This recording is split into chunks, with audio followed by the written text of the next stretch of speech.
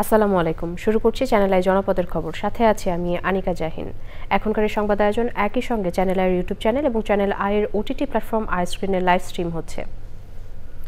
শুরুতেই থাকছে ভোটের হাওয়া।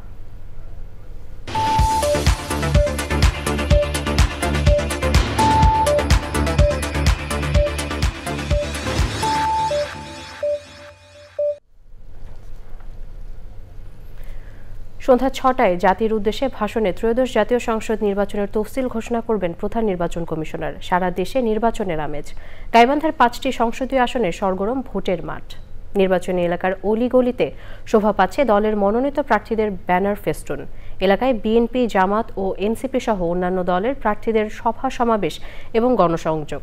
তবে গোবিন্দগঞ্জ আসনে বিএনপি মনোনীত প্রার্থী নিয়ে আছে মতবিরোধ।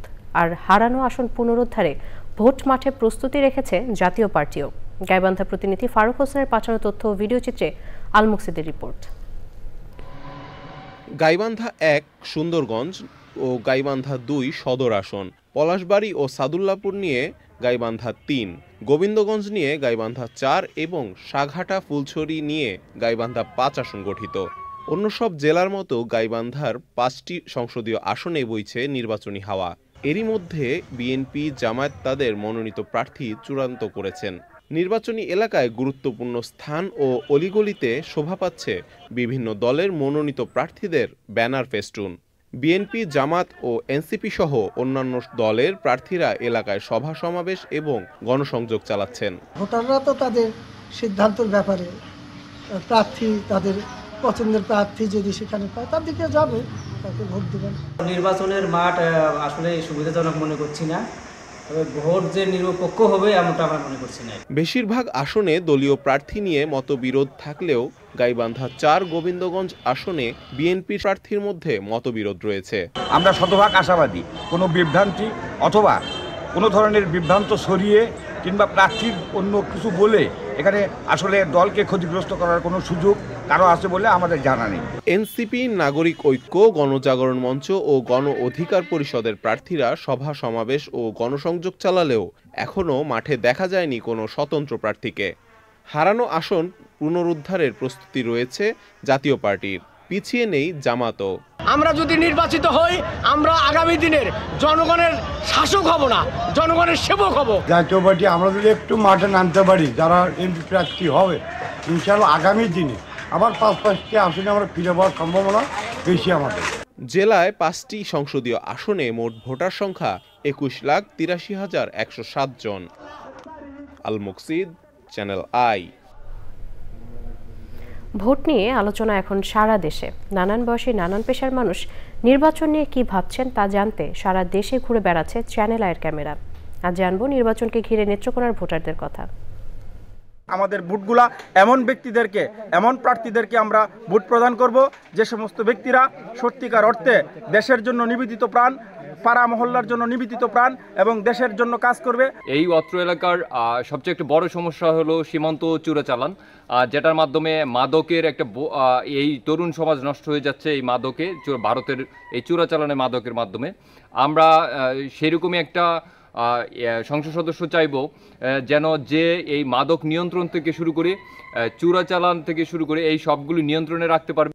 ক্ষুদ্র নৃগোষ্ঠী, এই ক্ষুদ্র নৃগোষ্ঠী আমরা অনেক পিছিয়ে আছি, আমরা যেন সামনে আগায় যেতে পারি, সেই মতো যেন আমাদেরকে সাহায্য করে। ভোট জালিয়াতি যেন সামনে নির্বাচনে না হয়, যাতে সুন্দর এবং সুষ্ঠু পরিবেশে নির্বাচন হয়, আমরা সেই ধরনের লোক এবং সেই ধরনের ভালো লোক এবং সেই ধরনের ভালো নির্বাচন চাই।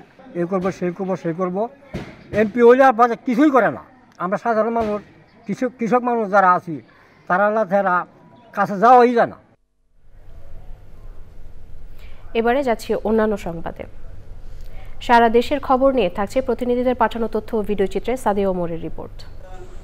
ময়মনসিংহের ফুলবাড়িয়ার বিএনপির উদ্যোগে উপজেলার বিভিন্ন স্থানে চেয়ারপারসন সাবেক প্রধানমন্ত্রী বেগম খালেদা জিয়ার রোগ মুক্তি কামনায় দোয়া মাহফিল হয়েছে। ভোলায় গ্রামীণ জন উন্নয়ন সংস্থার উদ্যোগে ৫০০-রও বেশি দরিদ্র ও শীতার্ত মানুষকে শীতবস্ত্র বিতরণ করেছেন জিজেইউএস এর নির্বাহী পরিচালক জাকির হোসেন মহিন। চট্টগ্রাম বন্দরের নিউ মুরিং কন্টেইনার টার্মিনাল ইজারা প্রক্রিয়া বন্ধ এবং লালদিয়ার চর ও পানগাঁও টার্মিনালের ইজারা চুক্তি বাতিলের দাবিতে চট্টগ্রামে লাল পতাকা গণমিছিল করেছে শ্রমিক কর্মচারী ঐক্য পরিষদ। রংপুর জেলা ও চিফ মেট্রোপলিটন আদালতে দায়িত্বরত সরকারি আইনজীবীদের সাথে মতবিনিময় সভা করেছেন নবাগত জেলা প্রশাসক মোহাম্মদ এনামুল হাসান। মেহেরপুরে গ্রাম আদালত সম্পর্কে জনসচেতনতা বাড়াতে সরকারি ও বেসরকারি প্রতিষ্ঠানের অংশগ্রহণে সমন্বিত পরিকল্পনা প্রণয়ন কর্মশালা করেছে জেলা প্রশাসন। র্যালি ও আলোচনা সভার মধ্য দিয়ে ফরিদপুরে বেগম রোকেয়া দিবস পালন করেছে জেলা প্রশাসন ও জেলা মহিলা অধিদপ্তর। আসন্ন ত্রয়োদশ জাতীয় সংসদ নির্বাচনকে নিরপেক্ষ ও গ্রহণযোগ্য করতে সাংবাদিকদের সাথে মতবিনিময় করেছেন কক্সবাজারের নবাগত পুলিশ সুপার।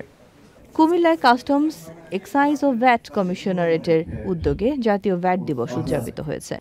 রাজশাহীতে ভ্যাট দিবস ও ভ্যাট সপ্তাহ উদযাপন উপলক্ষে সেমিনার ও আলোচনা সভা হয়েছে। কুড়িগ্রামে চরাঞ্চলে সুবিধাবঞ্চিত শিক্ষার্থীদের শিক্ষা উপকরণ ও পুষ্টি খাদ্য বিতরণ করেছে গুড নেইবার্স বাংলাদেশ। পরিচ্ছন্ন পরিবেশ বদলে দিবে বাংলাদেশ, এই স্লোগানে মহান বিজয় দিবস উপলক্ষে বাংলাদেশ জামায়াতে ইসলামের উদ্যোগে পিরোজপুরে মাসব্যাপী পরিষ্কার পরিচ্ছন্নতা ও জনসচেতনতা কর্মসূচি শুরু হয়েছে। ময়মনসিংহে 9 দিনের বিভাগীয় বইমেলা উপলক্ষে কমিশনার কার্যালয়ে সংবাদ সম্মেলন করেছেন ময়মনসিংহ বিভাগীয় কমিশনার ফারহাস আম্মি। বগুড়ায় শুরু হয়েছে 10 দিনের বেসিক উদ্যোক্তা মেলা। Sadia Omar, channel I. দর্শক, চ্যানেলে জনপদের খবর আজকের মতো এই পর্যন্ত। একটু পর কৃষি সংবাদ দেখার আমন্ত্রণ জানিয়ে শেষ করছি। ধন্যবাদ সবাইকে।